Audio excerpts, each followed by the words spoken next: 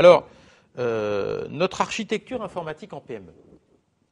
Alors, ce qu'il faut comprendre, c'est que dans une petite entreprise, mais à quelques niveaux de complexité près, on retrouve des choses identiques dans les grandes, ça ressemble à ça. C'est-à-dire que vous avez un serveur, et puis vous avez des postes clients, et puis derrière, vous avez des périphériques, des imprimantes, des systèmes de stockage ou des systèmes de sauvegarde.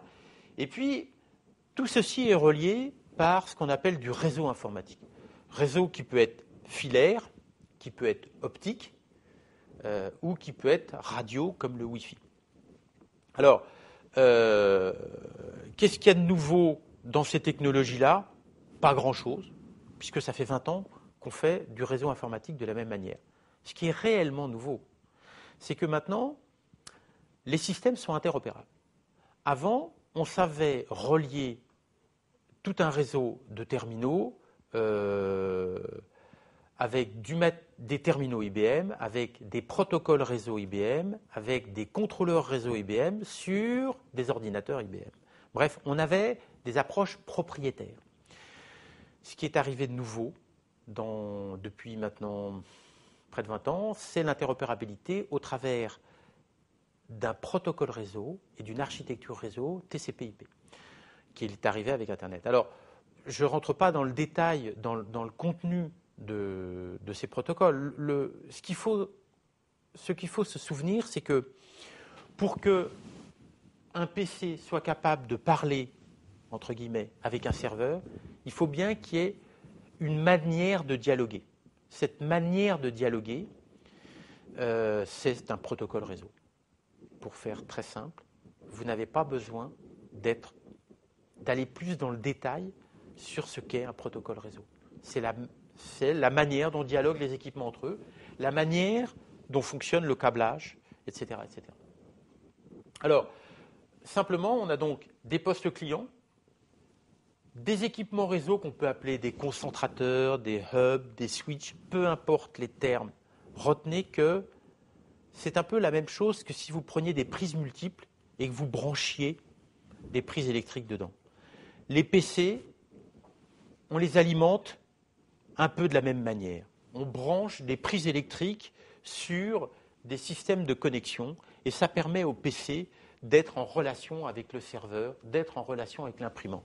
Et ça suffit. D'accord ? Donc, tous ces termes-là, ne cherchez pas à en faire une montagne, ne cherchez pas la complexité qu'il y a derrière ces termes. C'est simplement de l'interconnexion entre les équipements sur des protocoles qui sont suffisamment interopérables pour que les machines soient capables de converser entre elles. Alors, ça c'est l'aspect réseau. Autre point que je voulais évoquer avec vous, c'est le phénomène du client-serveur. C'est-à-dire que votre PC, qui est arrivé dans les années 85 dans l'entreprise, enfin, depuis il a été renouvelé bien sûr, mais votre PC, en fait, il a tout un ensemble de ressources qui lui permettent de faire fonctionner un programme en interne. Il a de la mémoire interne, il a des capacités de stockage avec un disque dur, il a un processeur, il a un écran et un clavier qui permettent d'interagir avec l'utilisateur. C'est une unité d'œuvre du système d'information qui est autonome, si je puis dire. Eh bien, progressivement, afin de faciliter l'administration des systèmes d'information, on revient à des architectures où le poste client de l'utilisateur devient ce qu'on appelle un client léger. Qu'est-ce que ça veut dire ? Ça veut dire que le poste client, on va utiliser principalement le clavier et l'écran. Et toutes les autres sources, on les rapatrie sur des serveurs. Ça veut dire qu'en fait, quand vous êtes en client très léger, eh bien vous avez un terminal plutôt qu'un PC, avec un clavier et un écran, et tout ce que vous faites, en fait, c'est exécuter, stocker mise en mémoire sur un serveur. L'avantage étant que on administre tous les utilisateurs en même temps, dans un environnement identique. On a l'assurance qu'ils utilisent les mêmes outils, qu'ils stockent tous leurs fichiers sur les disques du réseau et on est capable de mieux contrôler la manière